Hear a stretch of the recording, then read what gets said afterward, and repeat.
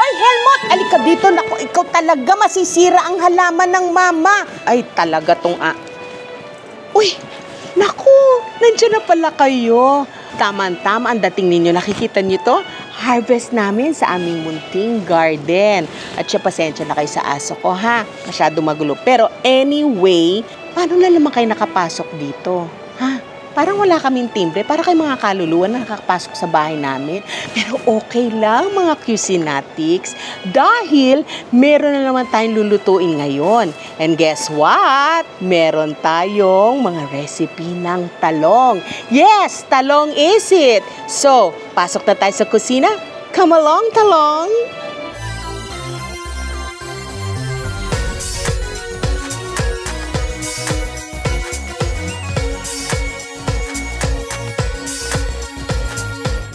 Ang talong!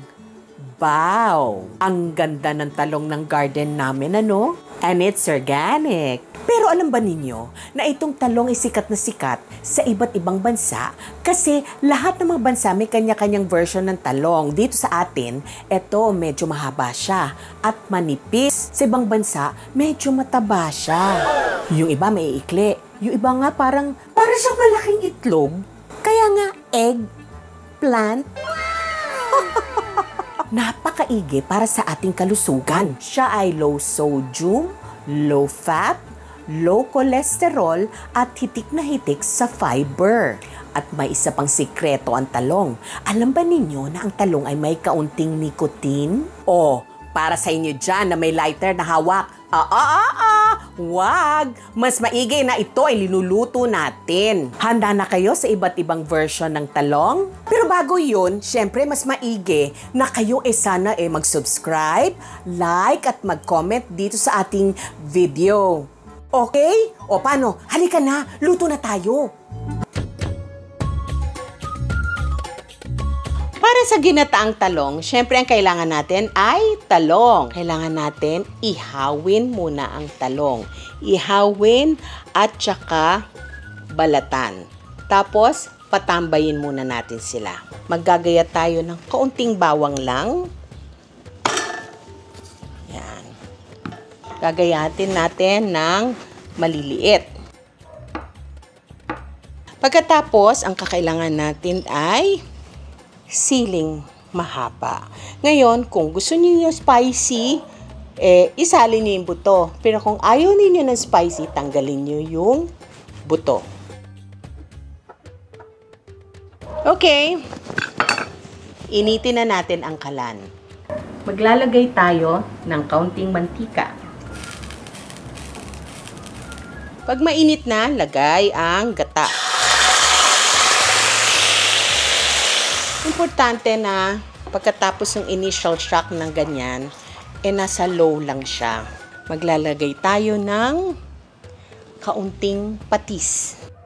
Maglalagay din tayo ng kaunting suka. Ang gata kasi minsan mabilis mapanis. So, naglalagay tayo ng konting preservative tulad ng suka. Maglalagay din tayo ng bawang. At dahil naglagay tayo ng konting suka, maglalagay din tayo ng kaunting asukal. Ganun lang.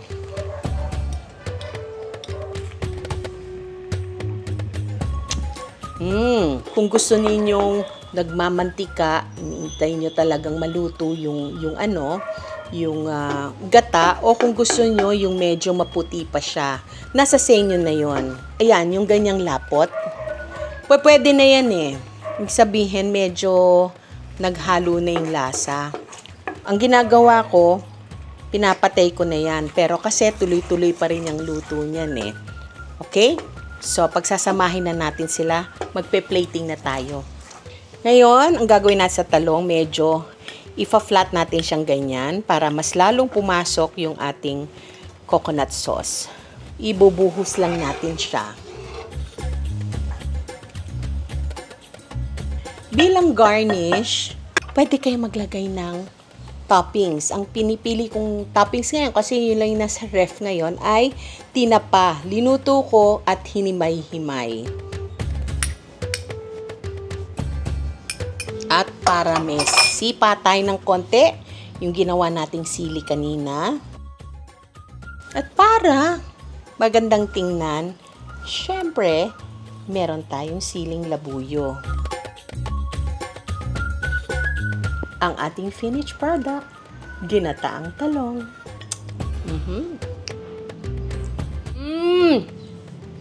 Para sa mga walang jowa, magkakajowa kayo pag niluto ninyo to. Sarap. Yummy!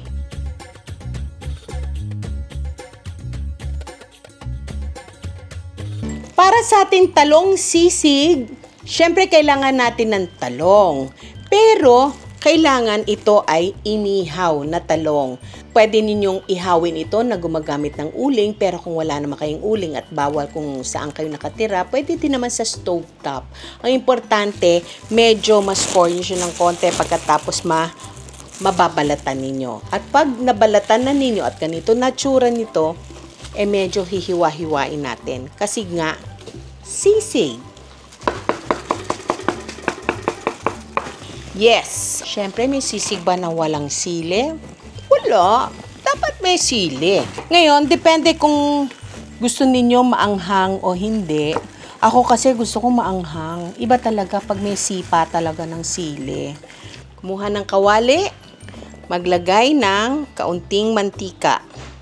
Unahin natin ibabagsak ang sibuyas. Ngayon, inuuna ko yung sibuyas kasi madaling masunog ang bawang. Pagka naramdaman na ninyo na bumabango na ang amoy sibuyas, ilalagay na rin natin ang bawang. Ay, ang bango. Napakabango. Susunod natin yung siling mahaba. Pwede ninyong dagdagan pa kung gusto ninyo. Marami kayong pwedeng i-add sa talong. Ako kasi nakakita ko ng sobrang mga mushrooms dito. Tenga ng daga na pinareserve, hiniwa-hiwa ko. Ito siya. Sayang naman kasi isang araw, nagpansit kami. Naiwan, sayang naman. Nako, ikaw nakaamoy ka na naman ng pagkain, Bawal sa'yo to. Gagawan kita ng sarili mong sisig, ha? Galit mo siya, teka. Anuhin na natin. Lagyan na natin ng pampalasa. Lagyan natin ng seasoning. Tapos, lagyan natin ng kalamansi. At saka natin ilalagay itong ating inihaw na talong. At syempre, kaunting mayonnaise para medyo creamy siya. Ayan nagmumukha na siyang sisig at believe it or not, nag-aamoy sisig na siya. Kung ayaw mo ng mga taba-taba ng ganyan, ako, nag-iingat na ako sa health ko. Kaya minsan nag-iimbento na ako na kung ano-ano, basta lang hindi ko ma-miss yung sisig, pero healthy siya.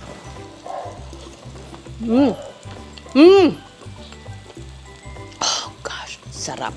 Actually, pag sinabing sisig, yung iba gusto may itlog. Ako parang mas gusto ko wala. Siyempre kahit papano, nagwa-watch out na rin tayo sa mga kolesterol. Pero kung gusto nyo, pwede ha. Huwag kayong magpapapigil. Alam mo, yung pagluluto, wala namang mga rules na ganyan. Kung maligaya kayong itlog, lagyan ng itlog. Kung maligaya kayong mayonnaise lang, pwede mayonnaise lang. Ang importante, masaya kayo sa ginagawa ninyo. Yun naman ang kagandahan, syempre, ng cooking. Diba? Syempre, lalagyan natin ng pampakulay. Nakakainganyo talaga pag may mga ganito. Ihanda ng kanin. Ito lang problema pag masarap talagang makanin Lasa siyang sisig dahil dun sa smoky ng talong. Pero ang maganda, yung texture ng mushroom. Pero wag ka, may hahabol ako. Stop. Lalagyan natin syempre ng konting kasalanan. Chicharon na dinurog. Tikiman time! Kung malapit lang kayo dito, punta na kayo dito. Pero baka hindi nyo naabutan to dahil uubusan ito ng mag-ama ko. Ha? Sarap!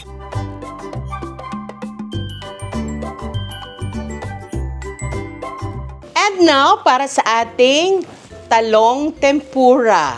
Kadalasan ang alam nating tempura, hipon. Pero dahil tayo ay nagpa-practice ng tipidity, talong ang gagamitin natin. Ang una natin gagawin, syempre, pagkatapos yung hinugasan ng maigi at pinatuyo ang talong, ito ay hihiwain natin sa maliliit. Pwede ninyong balatan, pwedeng hindi. Ang ano dito, isa na magkakapareho ng size. Kaya lang mahirap gawin kasi ito may katabaan. Pero okay na rin yan. Para mas maganda ang kanyang texture, malutong, at hindi masyadong mag-absorb ng mantika at magiging nakakauta pag sobrang mantika. Lalagyan natin siya ng flour, ng egg, at saka ng breadcrumbs. Tandaan nyo lang ha, para hindi nyo makalimutan yung order. Feb, flour, egg, breadcrumbs. Siyempre, crack natin yung egg. Itong egg, para itong paste, mag-glue ng flour at ng breadcrumbs para ito ay kumapit ng maigi. Alam mo kasi, walang lasa masyado yung talong, so kinakailangan bigyan natin siya ng lasa at ilalagay natin yan doon sa flour at saka sa breadcrumbs. Asin, pepper. Lalagay muna natin lahat dito para well-coated.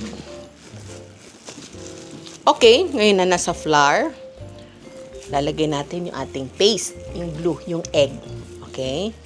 Medyo pwede kayong humingi ng tulong sa anak ninyo, ganon. Imbis na gumulo-gulo sila doon, nakakatulong sila. Actually, mga bata, enjoy sa mga ganito. Naalala ko yung anak ko. Akala niya naglalaro siya, pero actually, inaalila ko na siya. Hindi naman, joke, pero ibig sabihin, pinapatulong ko siya ng ganito para paglaki niya, matutong yung magkarhilig ba sa luto. Yan, oh. Yan, ganyan yan. So, uulit-ulitin mo lang yan. Pag ang mga bata, naramdaman nila na part sila ng cooking, nakatulong sila, mas gusto nilang kainin. Kasi parang para sa kanila, achievement yun eh.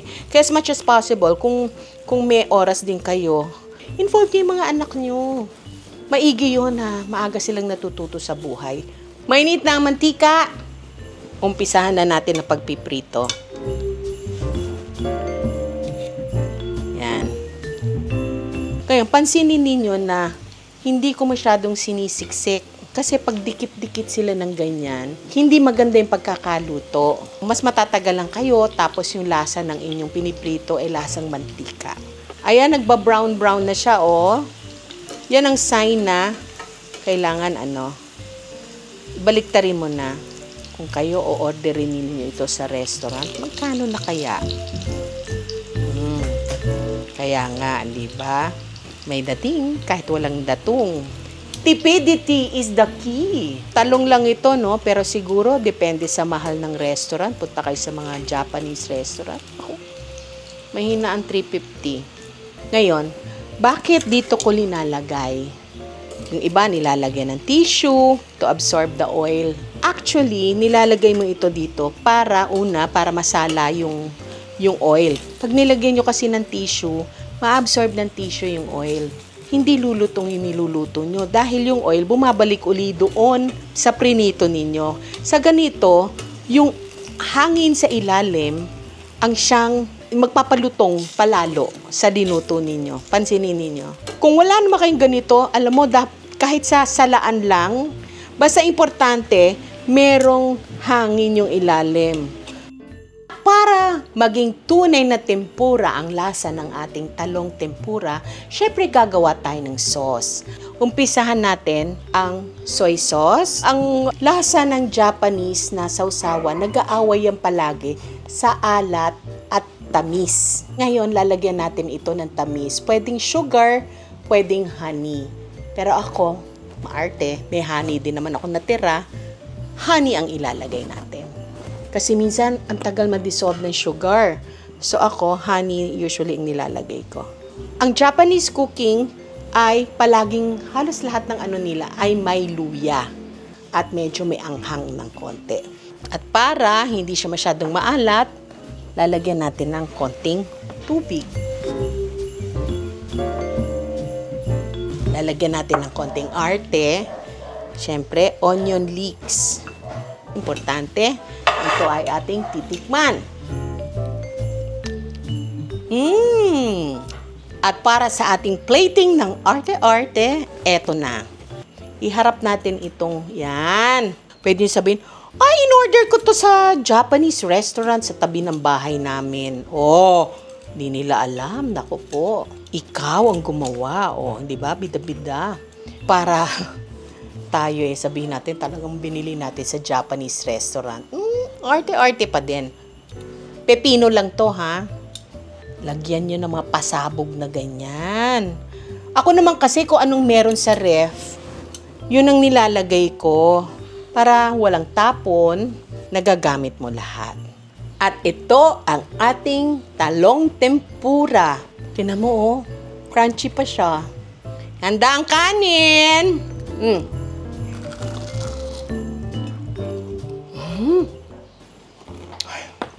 Nasa Japan ba ako? Promise, lutuin ito. Ang sarap talaga. Happy.